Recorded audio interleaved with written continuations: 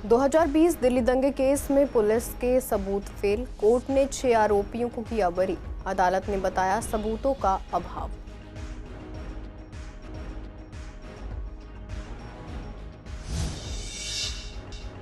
Madhu Vihar police ने एक लुटेरे को किया गिरफ्तार, आरोपी के पास से चाकू और 2 मोबाइल बरामद। आसिफ सुनसान जगहों पर रात में देता था वारदात को अंजाम।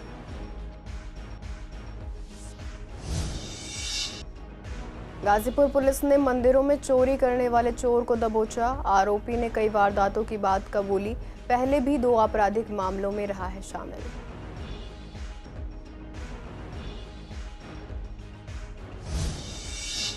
शास्त्री पार्क में हत्या की कोशिश के मामले में 2 आरोपी गिरफ्तार, पुलिस ने वारदात में इस्तेमाल चाकू किया बरामद। पुराने विवाद को लेकर बातचीत के दौरान बिगड़ा मामला।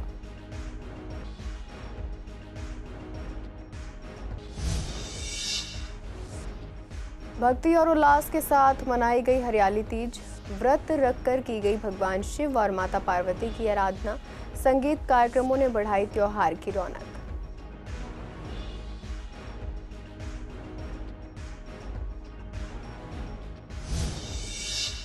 नमस्कार, आप देख रहे हैं सीसीएन डिजिटल। मैं हूं आपके साथ शिवानी तिवारी। स्वागत है आपका हमारे खास कार्यक्रम पूर्वी दिल्ली खास में। बुलेटिन की शुरुआत करते हैं कुछ खास खबरों के साथ।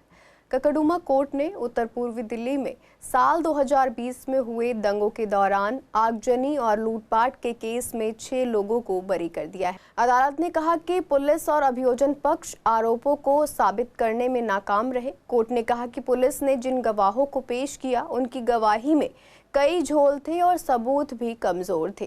खासकर हेड कांस्टेबल विपिन तोमर की गवाही को अदालत ने भरोसे लायक नहीं माना, क्योंकि उसने अदालत में बयान देने से पहले आरोपियों की फोटो अपने फोन से खींचकर डिलीट कर दी थी, जो बाद में फोन के डिलीट फोल्डर से मिली।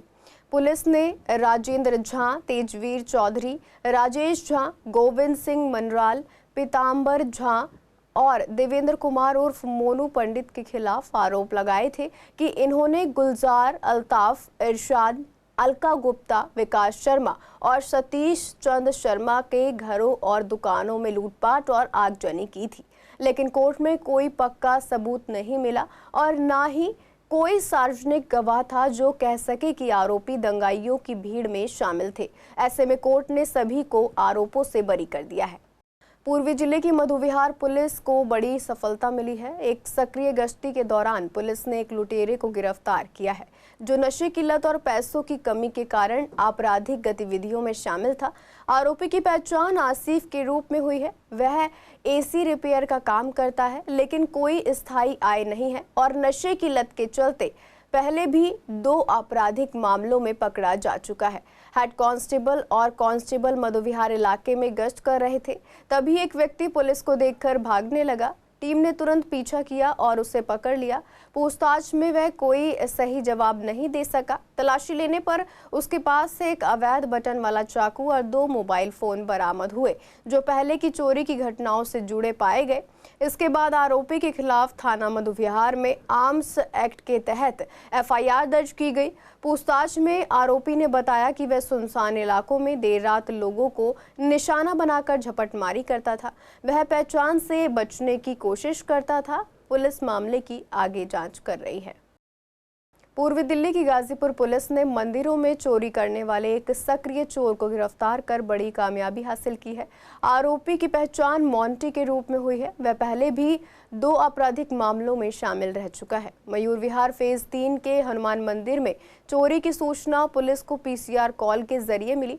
मौके पर पहुंचे एसआई संदीप ने मंदिर के पुजारी का बयान दर्ज कर एफआईआर दर्ज की और जांच शुरू की गई। टीम ने मंदिर और आसपास के क्षेत्रों के सीसीटीवी फुटेज से आरोपी की पहचान की।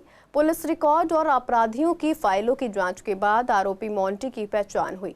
पूछताछ में मोंटी ने न सिर्फ इस मंदिर में चोरी करने की बात कबूल की, बल्कि ये भी खुलासा किया कि उसने 3 बाकी साथियों के साथ मिलकर मयूर विहार, न्यू कौंडली और आसपास के मंदिरों को भी निशाना बनाया है। शास्त्री पार्क इलाके में हत्या की कोशिश के मामले को सुलझाते हुए पुलिस ने 2 आरोपियों को गिरफ्तार कर लिया है। पुलिस ने उनके कब्जे से वारदात में इस्तेमाल किया गया चाकू भी बरामद किया है। ये घटना शास्त्री पार्क चौक के पास घटी थी। पीड़ित गणेश ने पुलिस को बताया कि उसके मित्र विकास ने उसे शास्त्री पार्क चौक बुलाया था, जहां विकास कुछ युवकों से झगड़ रहा था। झगड़े के दौरान आरोपियों ने विकास और उसके दोस्त गुलशन पर चाकू से हमला करने की कोशिश की। जब गणेश और गुलशन ने बीच बचाव करने की कोशिश की तो दोनों घायल हो गए। घटना की सूचना मिलते ही घायल गणेश को उसके दोस्तों द्वारा जेपीसी अस्पताल ले जाया गया, जहां से उसे जीटीबी अस्पताल रेफर कर दिया गया। पुलिस ने मामला दर्ज कर जांच शुरू की। जांच के दौरान चश्मदीदों के बयान के आधार पर दोनों आरोपियों को दबोच लिया गया। पूछताछ में सामने आया है कि विकास और गौतम एक ही जगह पर चांदनी चौक में काम करते थे, जहां किसी बात को लेकर दोनों के बीच विवाद हो गया था। इसी विवाद को सुलझाने के लिए गौतम ने विकास को मिलने बुलाया था, लेकिन बातचीत के दौरान मामला बिगड़ गया और हमला हो गया। फिलहाल दोनों आरोपी को गिरफ्तार कर मामले की आगे की जांच जारी है। श्रावण मास के शुक्ल पक्ष की तृतीया को हर साल मनाई जाने वाली हरियाली तीज का पर्व इस बार भी पूरे उत्साह और भक्ति के साथ मनाया गया। सुबह से ही महिलाएं पारंपरिक कपड़े पहनकर मंदिरों में पूजा अर्चना करने पहुंची। इस खास मौके पर जगह जगह झूला झूलने और संगीत के कार्यक्रम भी रखे गए।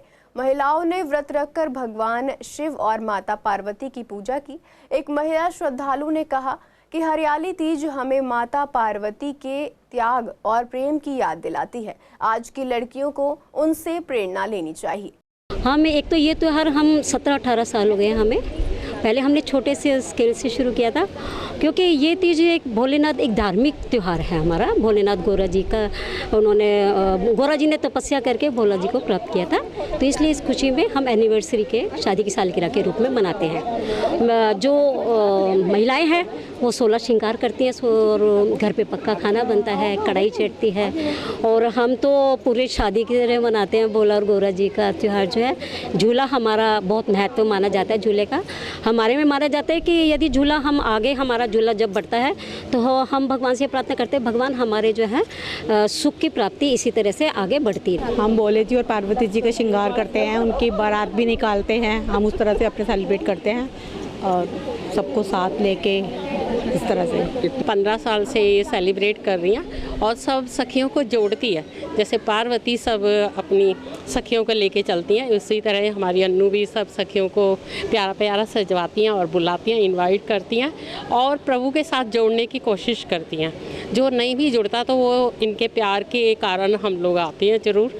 और मैं अपना अनुभव बताती हूँ कि मैं तो आधा घंटा पहले सोई हुई थी, लेकिन इनके प्यार ने बुलाया कि नहीं, पार्वती ने इनवाइट करा है तो आपको ज़रूर जाना चाहिए।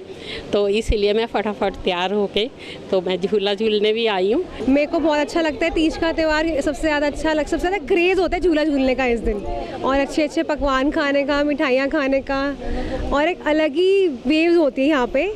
और जो सीज़न होता है रेनी सीज़न, उसका भी अलग वाइब होती है यहाँ पे, तो बहुत अच्छा लगता है। मतलब मैंने यहीं पे आके मनाना शुरू करा है तीज, पहले हम नहीं मनाते थे। बस हम तो हर साल मनाते हैं, हम बचपन से मनाते आए हैं। हमारी दादी नानी सब ऐसे ही बचपन से मनाती आई हैं और हमारे यहाँ बड़े जोर शोर से, बड़े उल्लास से ये प्रोग्राम होता था।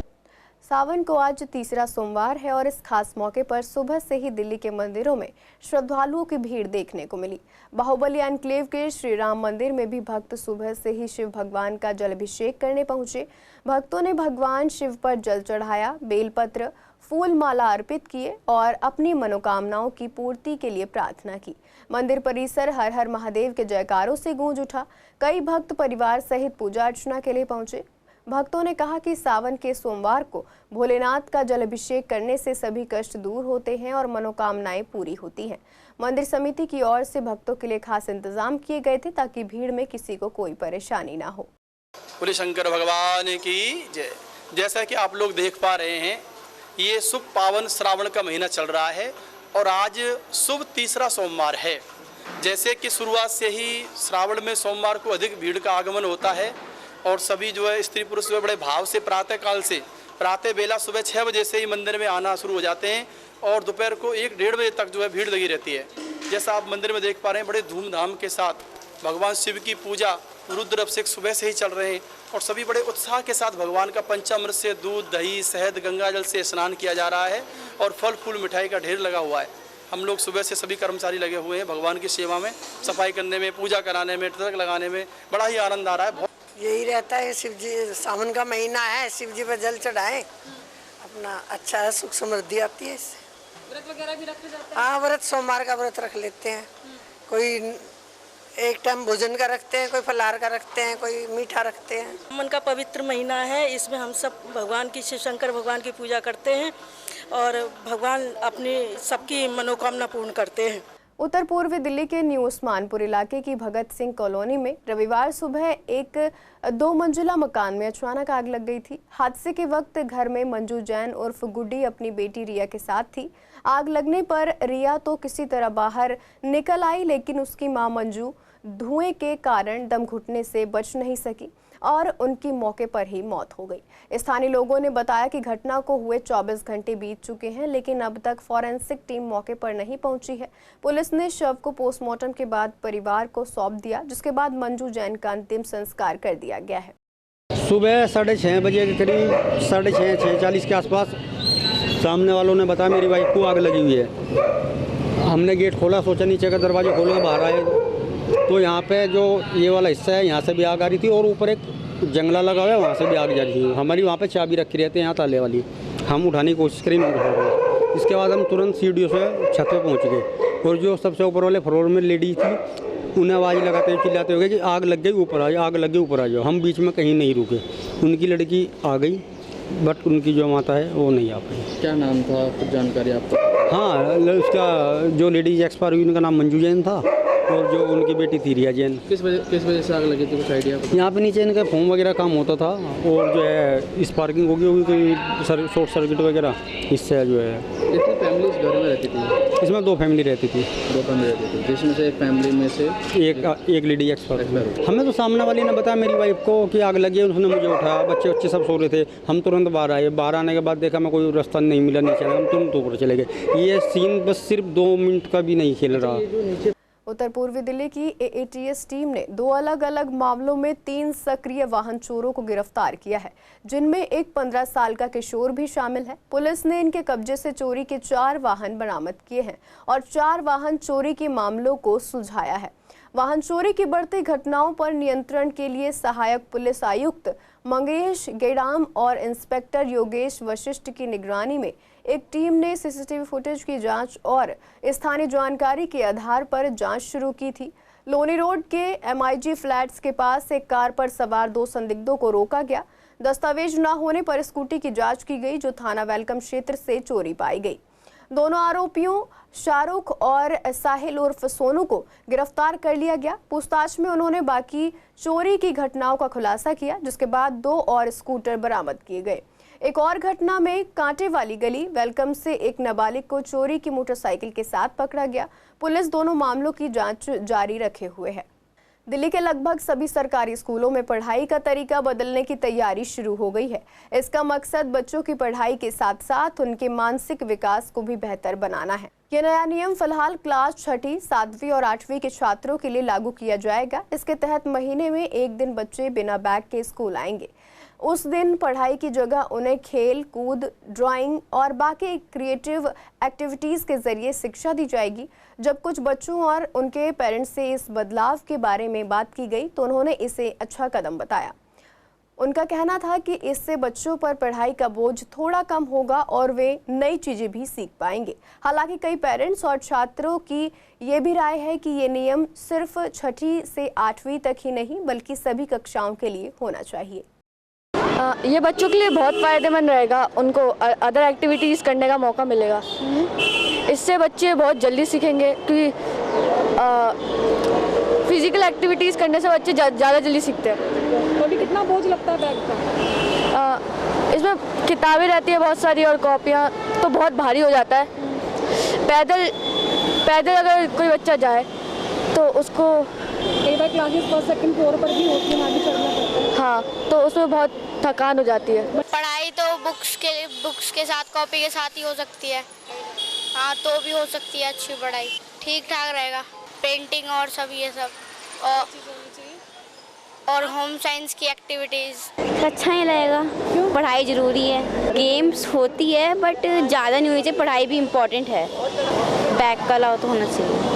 बैग ना ले जाना चाहिए। जाए, ये बैग तो इम्पोर्टेंट है, फिर इसके रख के जाएंगे, कॉपीज तो रखनी होती है। भाई एक दिन जैसे स्कूल में बैग नहीं लाना तो उन लोगों को थोड़ा बोझ हल्का मिलेगा, थोड़ा खेलने कूदने में उनको भी दिलचस्पी बढ़ेगी और चीज़ों में उनका दिमाग अच्छा चलेगा, तो इसलिए उनको भी 9 से लेकर 12 तक का भी करना चाहिए, सभी क्लासेस का होना चाहिए, एक दिन हाँ करना चाहिए, ज़रूर करना चाहिए। दिल्ली में हाल ही में एक 6 साल की बच्ची की मौत कुत्ते के काटने से हो गई थी। लगातार बढ़ती आवारा कुत्तों की संख्या को लेकर लोग चिंतित हैं। इस मुद्दे पर स्थायी समिति की अध्यक्ष सत्या शर्मा ने बातचीत में कहा कि इस समस्या को गंभीरता से लिया गया है और जल्द ही समाधान किया जाएगा। उन्होंने कहा, हमें कुत्तों से प्यार जरूर करना चाहिए, लेकिन जब वे हमलावर हो जाते हैं तो समस्या खड़ी होती है। हमने इस दिशा में कमेटी बनाई है और एनजीओ की मदद से कुत्तों की नसबंदी और ट्रीटमेंट का काम शुरू किया है। सत्या शर्मा ने बताया कि कुत्तों का रिकॉर्ड भी रखा जा रहा है जिससे दोबारा समस्या ना हो। उन्होंने भरोसा दिलाया कि जल्द ही इस दिशा में ठोस कदम उठाए जाएंगे। बिल्कुल आप सही कह रहे हैं कि कुत्तों की संख्या को कम करना हमारा फोकस होना चाहिए और डॉग्स को प्यार करें, लेकिन वो हमला ना करें और जगह जगह वो जो खुले में रहते हैं वो हमलावर हो जाते हैं। तो उसके लिए हमने जो कमेटी का गठन किया और एनजीओ के थ्रू हम उन्हें इंजेक्शन लगवाते हैं जिससे उनकी नसबंदी हो और उसको ट्रीटमेंट मिल सके और उनका रिकॉर्ड भी रख सके। तो हमारी अभी उस पर बात चल रही है, हम जरूर इस तरफ ठोस कदम उठाएंगे। गांधीनगर के डीएवी स्कूल में 10वीं कक्षा के छात्रों और उनके पेरेंट्स के लिए एक पीटीएम का आयोजन किया गया। ये बैठक स्कूल की लाइब्रेरी में हुई जिसमें मिड टर्म एग्जाम और पढ़ाई से जुड़ी बातें की गई। इस दौरान स्कूल के टीचर्स ने पेरेंट्स को सलाह दी कि बच्चे रोज समय पर स्कूल आएं, सुबह जल्दी उठें, मोबाइल को कम चलाएं और पढ़ाई पर पूरा ध्यान दें। कुछ टीचर्स ने ये भी बताया कि 10वीं की वार्षिक परीक्षा में अच्छे नतीजे कैसे लाए जाएं, इस पर भी चर्चा की गई। पेरेंट्स ने भी अपने सुझाव दिए और बच्चों की पढ़ाई से जुड़ी समस्याओं पर बातचीत की। मंडावली के RWA मेंबर्स द्वारा एक मुफ्त हेल्थ चेकअप कैंप लगाया गया। इस कैंप में शुगर, बीपी, हड्डियों, आंखों की जांच और एक्यूप्रेशर के जरिए इलाज जैसी सुविधाएं मुफ्त दी गई। आयोजकों का कहना है कि मंडावली एक मध्यम वर्गीय इलाका है जहां ऐसे हेल्थ कैंप लोगों के लिए काफ़ी फायदेमंद होते हैं। एक ही जगह पर कई तरह की जांचें मुफ्त में कराई जा सकती हैं, जबकि यही टेस्ट बाहर काफ़ी महंगे होते हैं। लोगों ने भी इस पहल की सराहना की और बड़ी संख्या में जाँच कराने पहुँचे। चेकअप में 10 तरीके के डॉक्टर की टीम्स यहाँ पर बैठी है, जिसमें कि एक्यूप्रेशर, हेल्थ चेकअप, हड्डियों का चेकअप, बीपी, शुगर, थायराइड, ये सभी चीज़ें हैं इसमें और ये सब का चेकअप किया जा रहा है। साथ ही मुफ्त नेत्र जांच भी की जा रही है। ये हेल्थ चेकअप कैंप बहुत ऐसे पेशेंट होते हैं जिनके पास समय नहीं है आने जाने का, तो काफ़ी पेशेंट हैं जिनको यहाँ पर हम आते हैं, जिनको शुगर का, बीपी की जानकारियाँ मिल जाती हैं। डेंटल के चेकअप है, आई का चेकअप है, आँखों के बारे में नहीं जानकारी होती, उनके चश्मे या किसी को भी सर में दर्द रहता है, आँखों की रोशनी कम होती जा रही है, नहीं मालूम आज का खान पान ऐसा है। इसलिए इस तरीके से कैंपों से काफ़ी लोगों को बड़ा अच्छा फ़ायदा होता है। शुगर, बीपी वगैरह हम सब सारी जांचें यहाँ पर फ्री कर रहे हैं। आज चेकअप नहीं, ये हर 6 महीने के बाद चेकअप कराते रहते हैं और पिछले दिनों आँखों का एक कैंप लगा था जिससे क्षेत्र की जनता ने काफ़ी लाभ उठाया था और समय समय पर ये कोई ना कोई कैंप इस स्वास्थ्य के लिए लगाते रहते हैं। यहाँ पर कई प्रकार के चेकअप हैं, जैसे दांतों का है, आँखों का है, इसके अलावा शुगर, बीपी, इसके अलावा फिजिशियन, इसके बाद में एक्यूपंक्चर, ये सभी डॉक्टर्स बैठे हुए हैं। फिलहाल के लिए पूर्व दिल्ली खास में इतना ही। ऐसी तमाम अपडेट्स के लिए बने रहिए CCN डिजिटल के साथ।